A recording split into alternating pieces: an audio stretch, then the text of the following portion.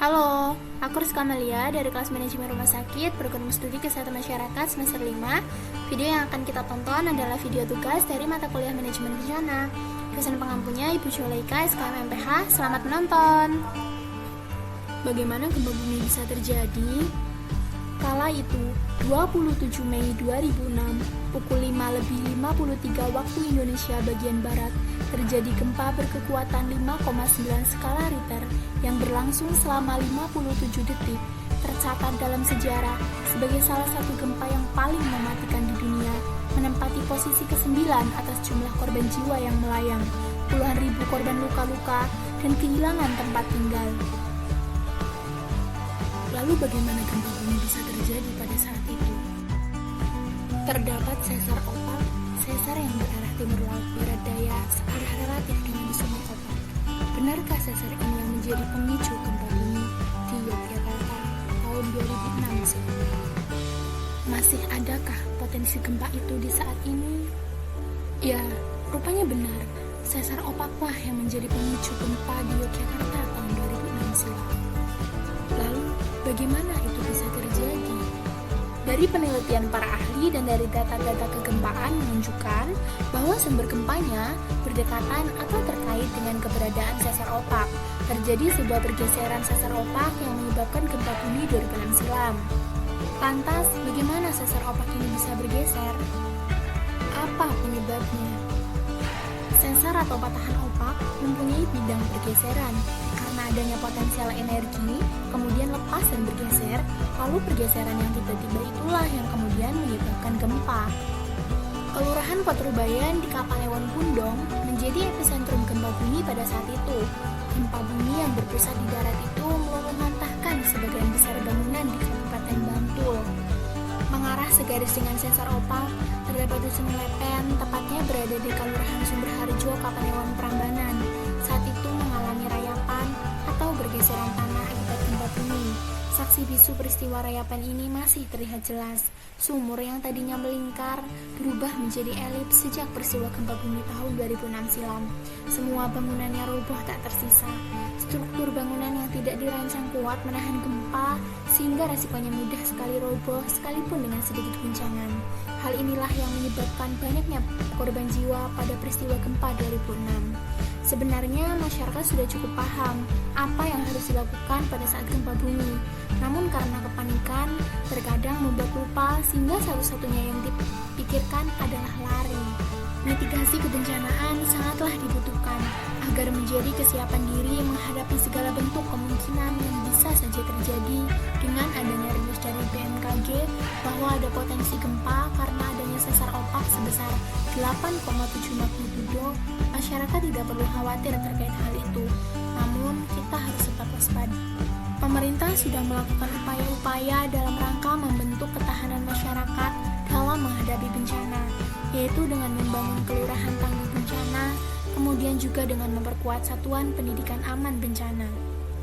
Namun, bencana gempa bumi adalah suatu peristiwa alam yang tidak pernah bisa kita ketahui secara tepat kapan akan terjadi, sehingga ada baiknya kita mempersiapkan segala kemungkinan dengan sewaspada mungkin.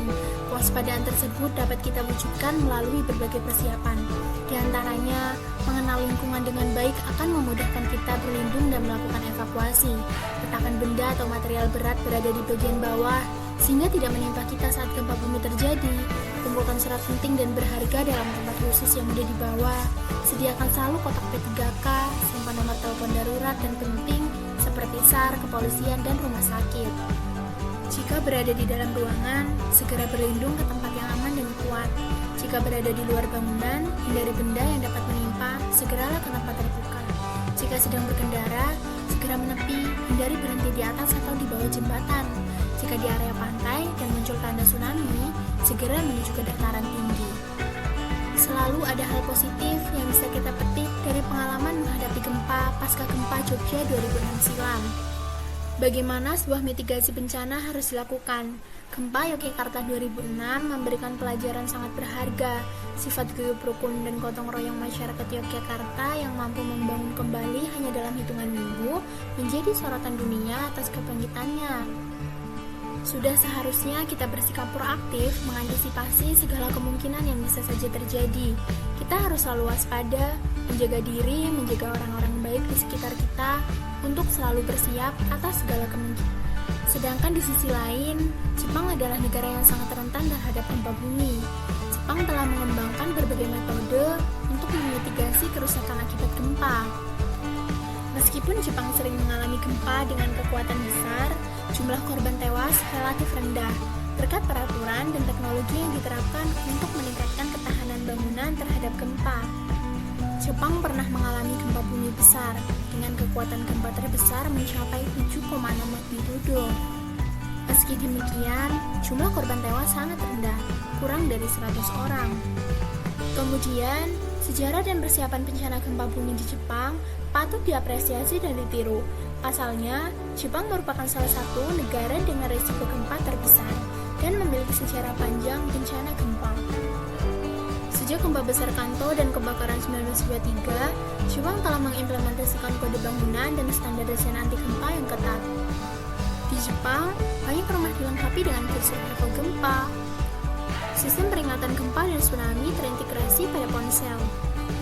Sensor pada kereta api dapat menghentikan kereta jika terjadi gempa.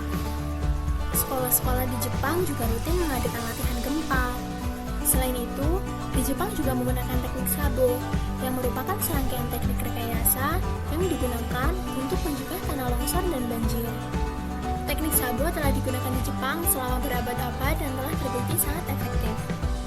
Bangunan di Jepang harus mematuhi ketentuan ketebalan minimum untuk balok, pilar, dan dinding agar dapat menahan getaran tanah yang intens. Sedangkan di Indonesia sendiri masih belum menerapkan standar bangunan tahan gempa seperti di Jepang, terlebih di daerah pedesaan. Penggunaan peredam getaran pada kolom dan balok untuk menyerap energi gempa. Di Jepang, terdapat isolasi seismik, yaitu struktur bangunan dipisahkan dari tanah dengan lapisan timah, baja, dan karet yang bergerak independen. Jadi jelas bahwa kesiapan Jepang dalam mengantisipasi dan menangani bencana alam gempa bumi sangatlah patut ditiru oleh negara-negara lain di dunia, termasuk Indonesia.